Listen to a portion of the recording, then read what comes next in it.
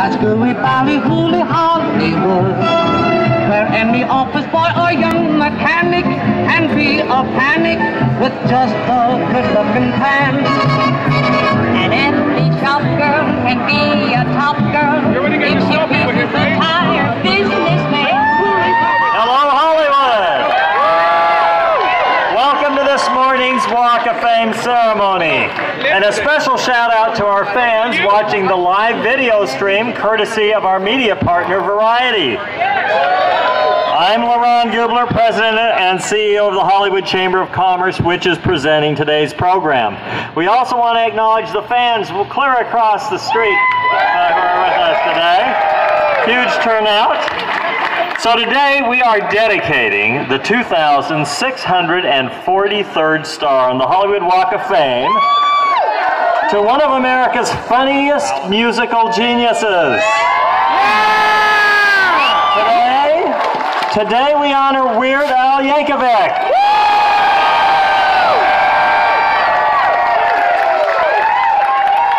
Now, before I tell you a little about his background, I want to do a special acknowledgement. You know, the stars all require a sponsor. Usually it's a studio or an agent or someone like that, but the star today, all the money for this star was raised by Weird Al's fans.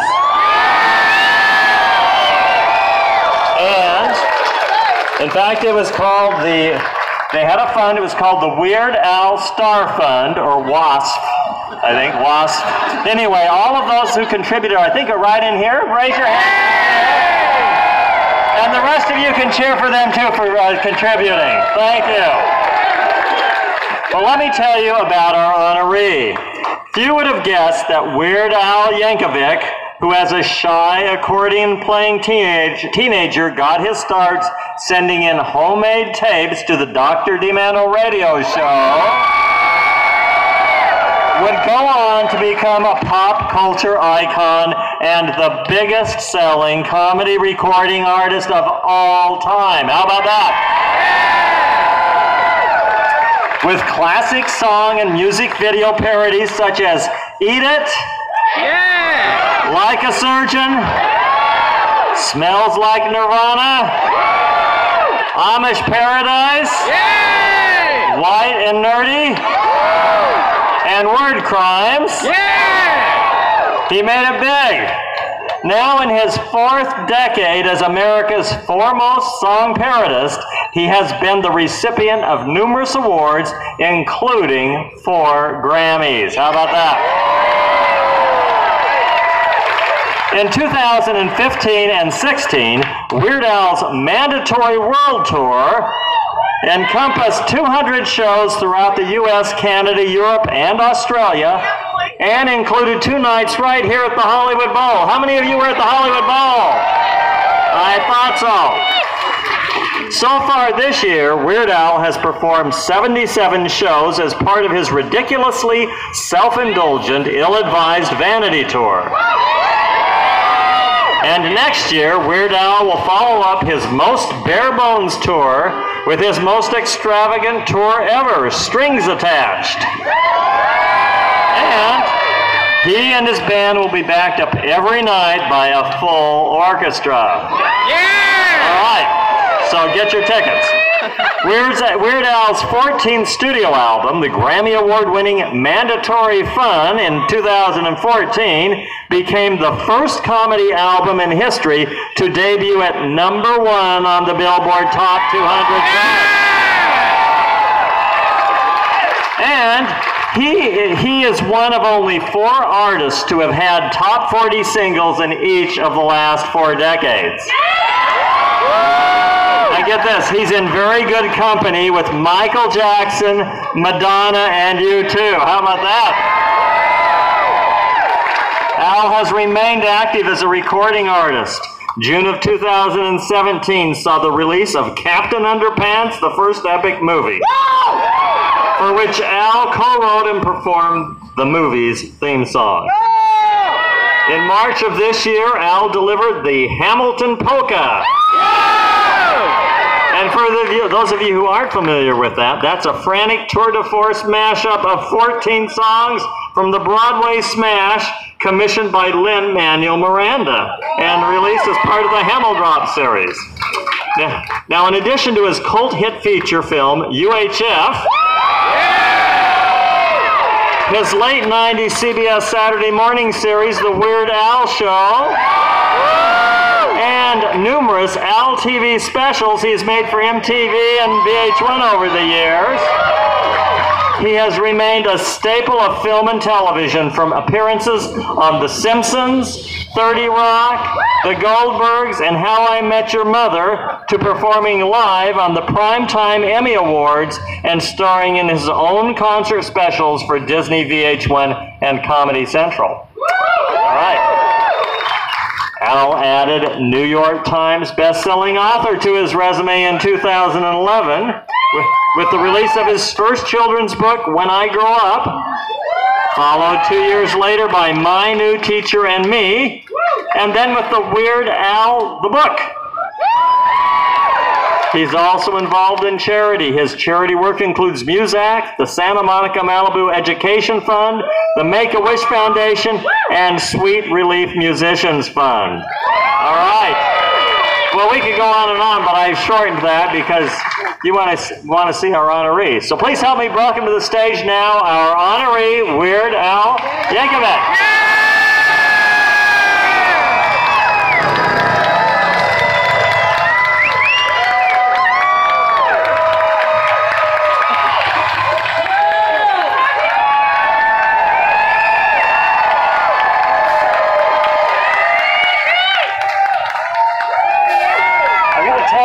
This is a great crowd. Yeah! Well, before you get to hear from our honoree, we have a couple of special guests who've asked to say a few words about their friend. Our first speaker has been playing... We'll wait just a second for that. I'll start over. Our first speaker has been playing mad music and crazy comedy on the airwaves and online since 1970. In the mid-70s, he began playing funny songs sent in on tape by listeners. He received one from a 16-year-old Alfred Yankovic of Linwood, California. Though crudely recorded, the original song was well-crafted and very funny. To make a long story short, Al has become the most requested and most played artist in the history of our guest show. Please welcome Dr. Demento.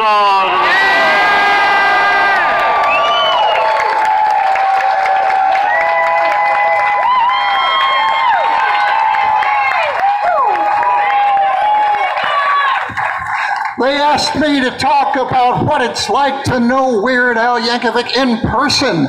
Well, I've known him for so long, I knew him before he was weird. Well, before he was Weird Al, anyway, people began calling him Weird Al because he's a little different. And he took that as a badge of honor.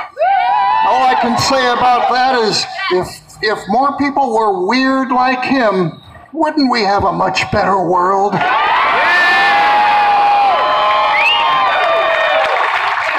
Well, as you just heard, I first heard of Al with a homemade cassette in the mail, one of probably 20 or 25 that I got that week.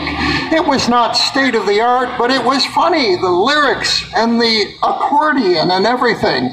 And somehow, most importantly, he made that song really come alive on that cheap cassette recorder. Well, after he'd sent me a couple of more of those tapes, I was convinced he had a special talent and I wanted to meet him. So I invited him up to my live show on station KMET, and he showed up in a suit and tie, which for a high school kid in 1976 was almost as weird as having an accordion on your tape. Well, I soon found out that when the mic was off, he was very soft-spoken, little shy, but obviously very intelligent. And that was even before I knew he was the valedictorian of his class. He told me he'd been listening to my show for a while, and he obviously heard a lot, learned a lot from listening to Spike Jones, Stan Freberg, Frank Zappa, and particularly Alan Sherman, whose song parodies were so very popular in the 1960s. You know, you don't often think of funny people as being perfectionists, but Al is one of the great perfectionists and a workaholic as well. He knows what he wants, and he knows how to get it. He watches, and then he figures out how to do it himself. And he's also very loyal to those he works with. He's had the same manager and the same band for about 35 years now. How many people in Hollywood can say that? And the people that he works with and his fans are extremely loyal to him. Look how many there are here. Many of the people here have come a very long way to be here today. And nowadays at his shows, you'll see those people with their kids and, yes, a few grandkids. Al has been doing this a long, long time. He's had a longer and more fruitful career than anyone else ever who's ever created and performed funny music, and no one's ever done it better. I'm very, very proud to be here and to say that this man's career began on the Dr. Demento show. Still on the air, by the way. DrDemento.com. Hey! New album, Dr. Demento, covered in punk, but I'm entirely here to salute the greatest. Weird Al Yankovic.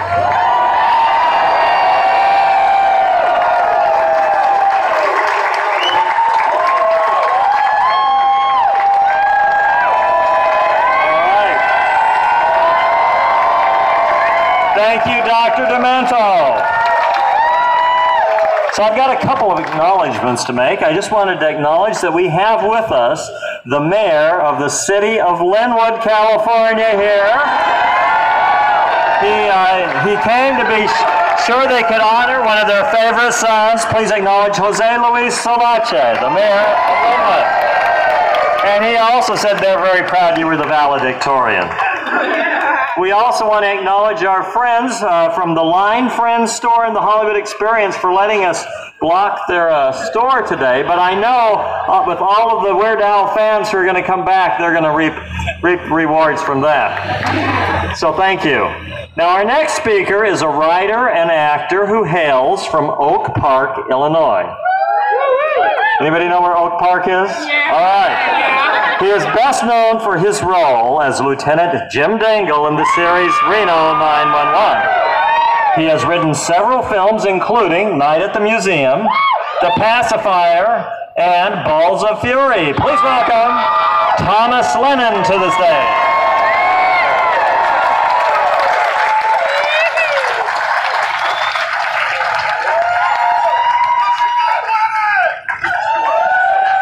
Wow, packed.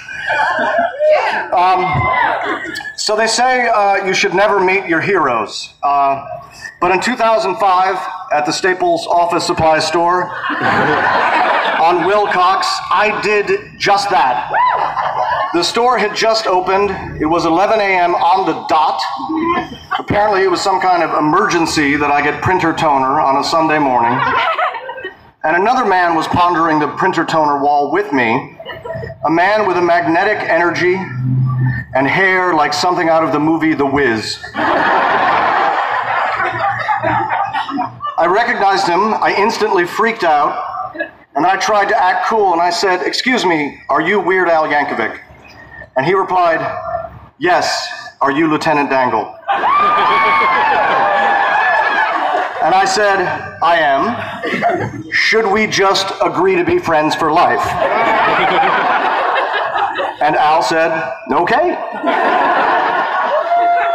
And we shook on it, but the punchline of that story is that then we did. No kidding, I just asked Weird Al Yankovic if I could be his friend, and he said okay.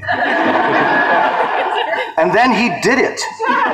He became one of the best friends that I would ever have, and one of my only friends who's not pretty weird.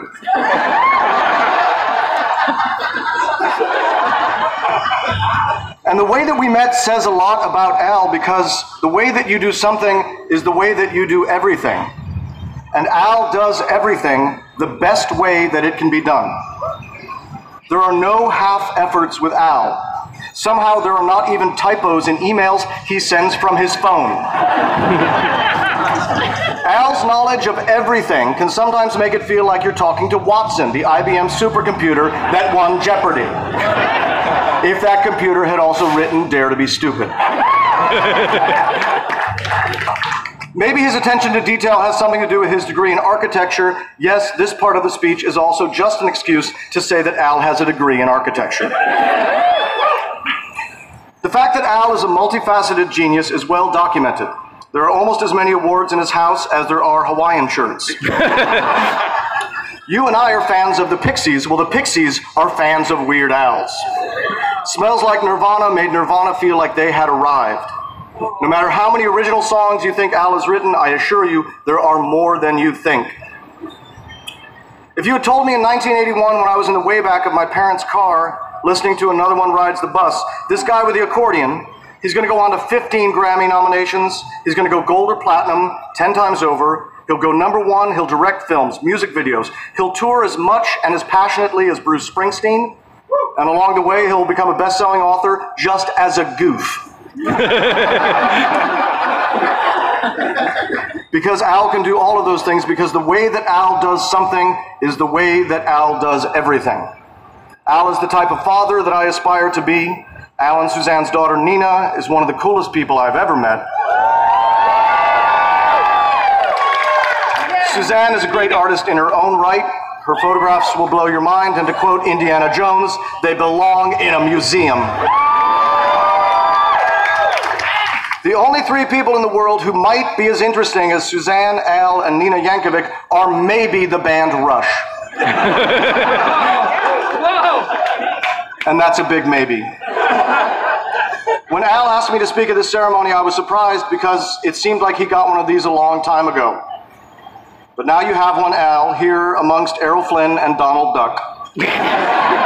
And in some ways, you are a little bit of both. Al, you are without qualification the kindest, hardest working, most hilarious person I have ever met.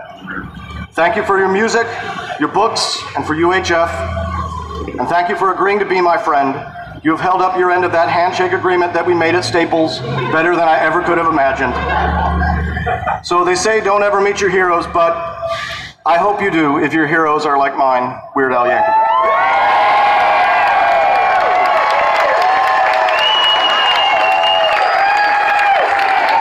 Thank you, Thomas.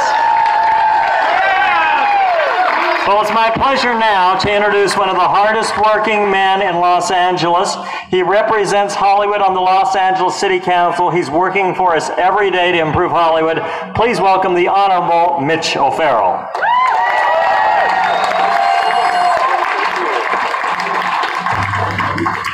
Thank you so much, Laron. Every time I get to have the wonderful privilege of speaking at a star ceremony, I am especially grateful when we're celebrating a person who gives us perhaps the greatest gift of all, and that is the gift of laughter. How about a big round of applause for Weird Al Yankovic?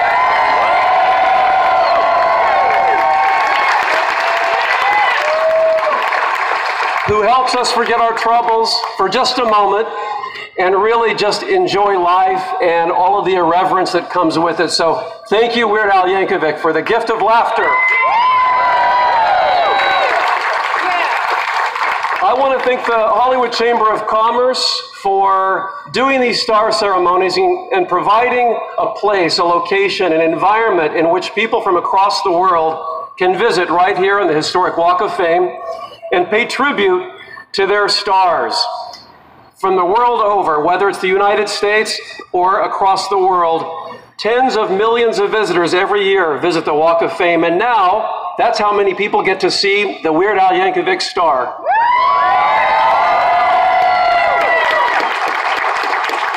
As someone who grew up in a household where irreverence and mandatory fun was a requirement, I just want to let you know that my brother and I also enjoyed Dr. Demento growing up, and it really, that sense of irreverence and humor really helped shape my outlook in life. And it keeps us from taking ourselves too seriously.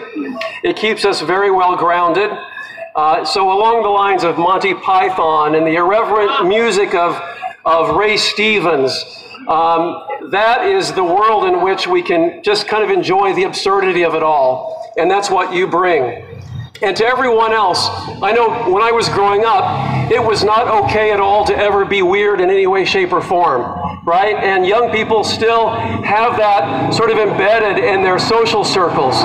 But someone comes along like Weird Al Yankovic and says, you know, it's okay if you're a little different, if you have a different perspective and a different take on life, you know, and if you have a little weirdness in you, you can still contribute and add and reach your full potential without shame and without the pressure of social requirements and social structures. You can live beyond the acceptable norms. And I swear to you, it is that value that enabled me to help reach my goals and my dreams. So in that sense, I also thank you. And with that, I just want to provide a token of our gratitude on behalf of the City of Los Angeles. It has so many of your wonderful accomplishments in this resolution, and it is a token of our gratitude as the City of Los Angeles for giving us joy and irreverence and looking beyond what we see in front of us every day, all the troubles in the world, and just have a good, hearty laugh at it all. Thank you, Weird Al Yankovic.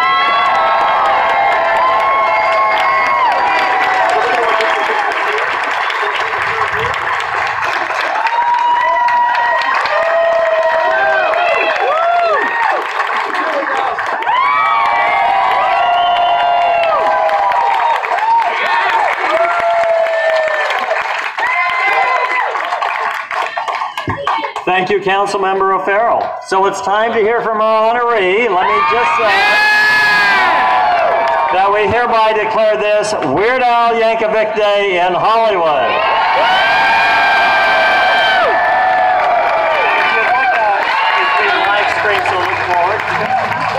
Weird Al Yankovic Day? Well, and things are going to start changing around here right now, people! Thank you, Laurent Goobler, if that is in fact your real name. And thank you to all you folks for coming here today. Thank you. Thank you so much for coming out to this free event. You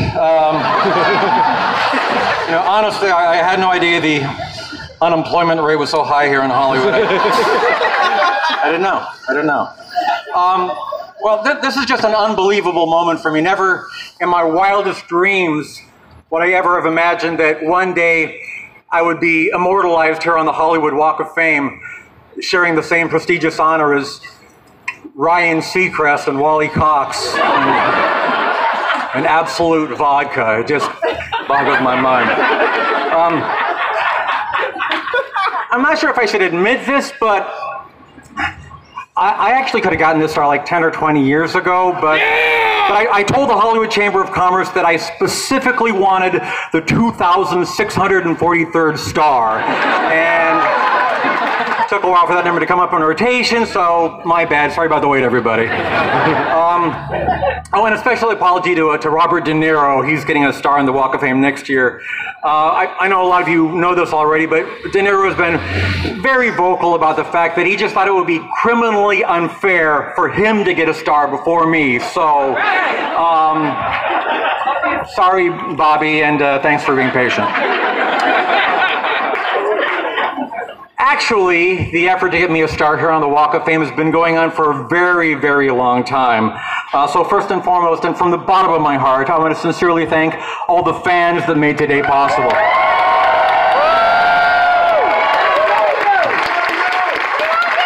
I also want to thank all the fans that didn't make today possible. They're cool too. I don't want to leave them out.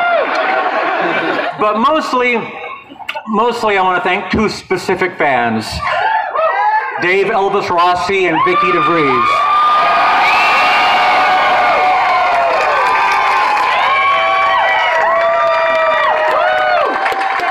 Let me tell you a little story about Dave. Dave, I see you. Stand up, Dave. Stand up. Okay, now do a little dance. That was disturbing. Okay. You can sit down, thank you.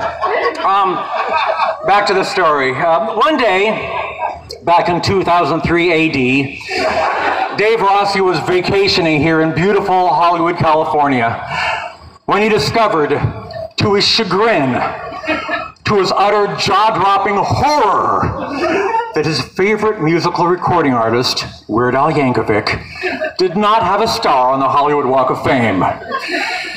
From that moment on, Dave's entire world was out of balance.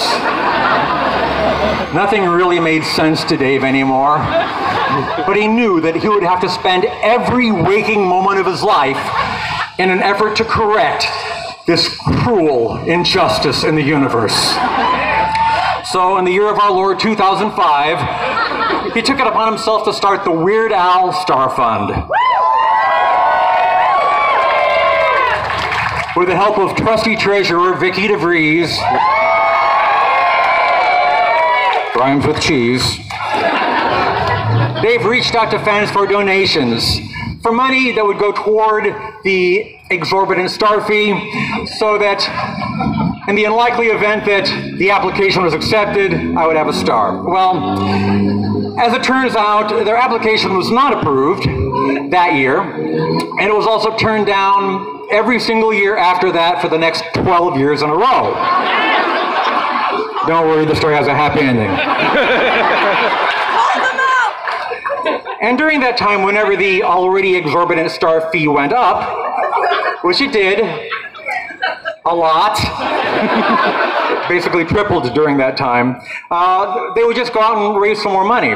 So I want to sincerely thank all of the generous fans who took out second mortgages on their homes and subsisted on nothing but ramen noodles for years and years, just so I could be standing before you here today. Thank you for your selfless sacrifice.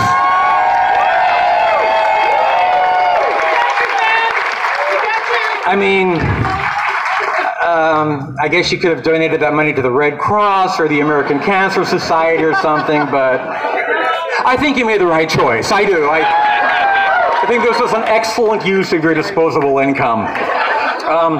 Seriously, I'm completely overwhelmed by the love and support of the fans. This means so much to me. I've said this in interviews many times over the years. Having my name in a star on a sidewalk, you know, that's cool, that's really nice. You know, who wouldn't want that? But just knowing that I have the love and support of the fans, people that would go through all this time and effort and money to do something completely crazy like this, that means everything in the world to me.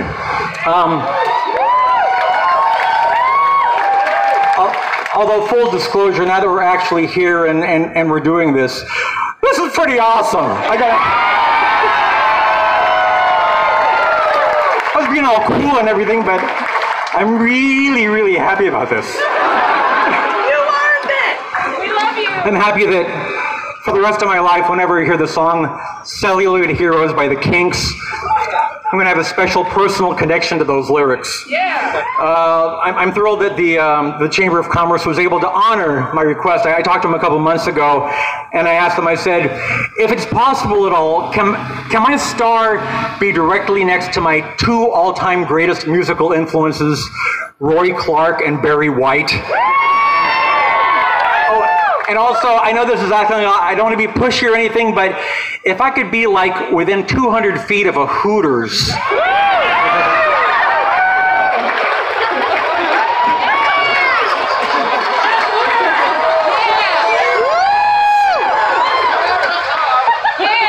So ladies and gentlemen, dreams do come true. But mostly, it's just an honor knowing that my name is going to be walked on, spit on, and let's face it, urinated on for generations to come. That's a legacy, my friends.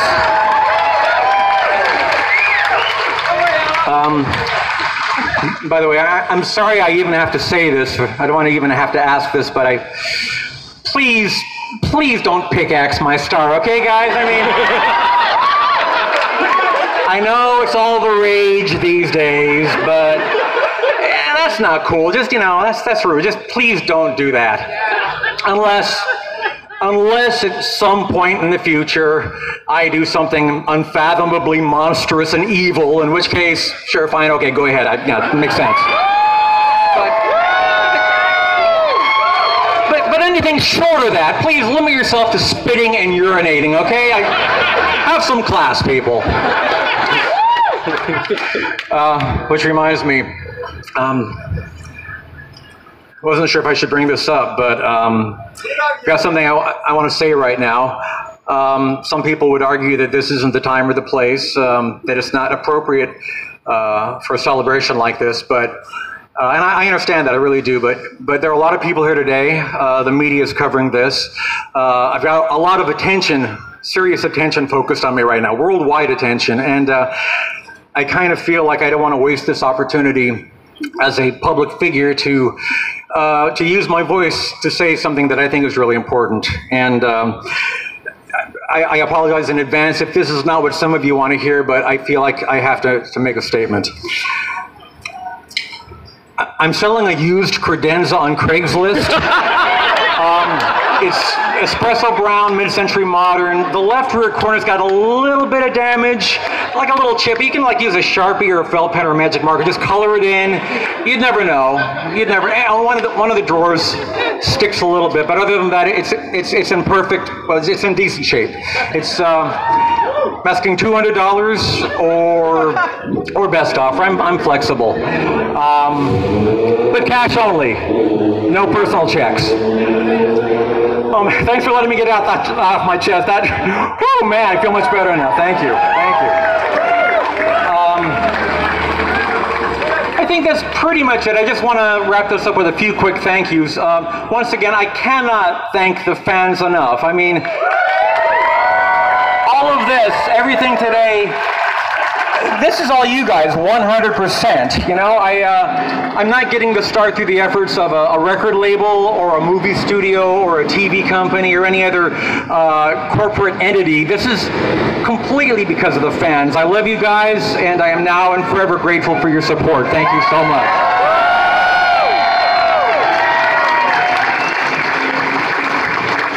I'd like to thank the Hollywood Chamber of Commerce, who after 13 years of getting badgered and harassed and pestered by those very same fans, finally said those beautiful magic words, yeah, okay, we'll take your money. I want to thank the band, the best band in the entire world. That's not hyperbole, that's not my personal opinion. That's been empirically proven, my friends. That is a fact. And this star belongs as much to them as it does to me. Guys, stand up. Stand up. Everyone, stand up. John Bermuda Schwartz, Jim Kimo West, Steve J. And I want to say Ruben? Wait, hold on. Yeah. Ruben Baltiero. Well, he's the new guy. He's only been one of this for 27 years, so we're still breaking him in. He's doing pretty well so far. You know what? Ruben got married 2 days ago. This is true. He got married in Northern California on Saturday, and apparently he chose to come here on his honeymoon. Idiot. Yeah. Are you here solo, man? Oh, that's not a good sign. Oh, man. Anyway, I love these guys to death. They've been with me forever, and they're the absolute greatest. And if you don't believe me, I will fight you. I want to thank the great Barrett Eugene Hansen, a.k.a. Dr. Demento. The man who single-handedly changed the entire trajectory of my life. And also Thomas Lennon, one of my absolute closest and dearest friends.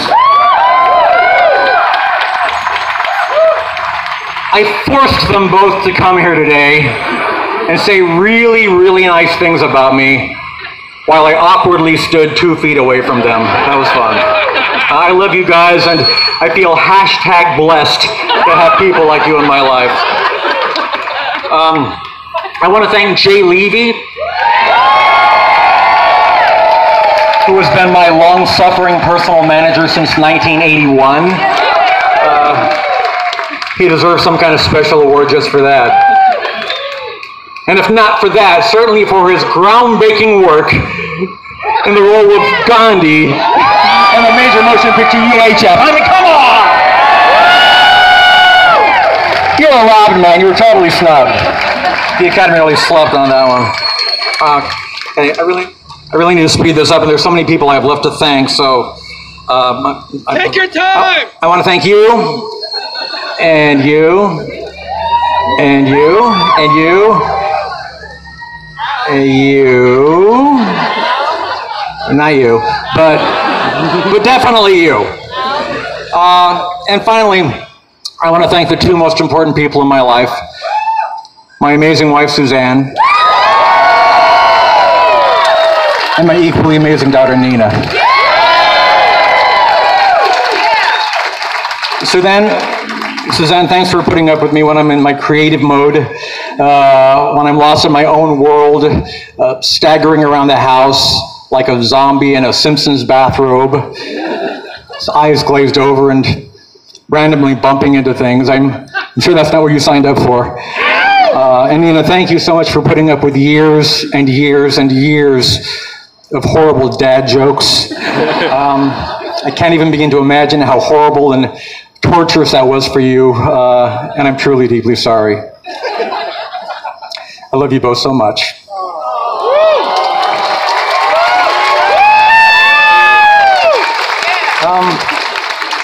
Well, thank you all once again for this amazing honor. This is so far beyond anything I could have possibly imagined when I was in college, recording songs with my accordion in a bathroom. Getting the star on the Walk of Fame. I kind of feel like this is maybe my one real shot at immortality, because I know that now my name is going to basically be here till the end of civilization, which, let's face it, is probably like 3 or 4 months away, but still, that's something, I guess, right? I love you guys. Thank you all so much. Thank you. Let's unveil that star.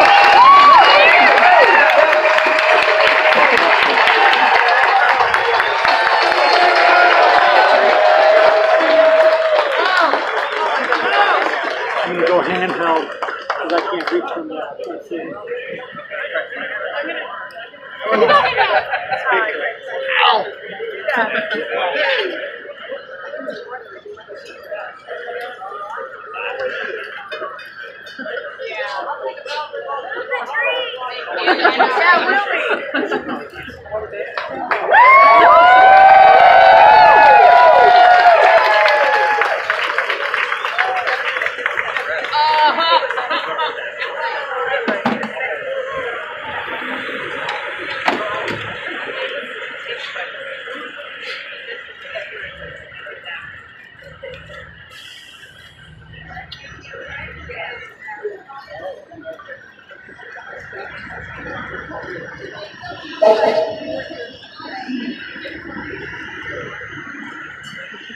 Yeah.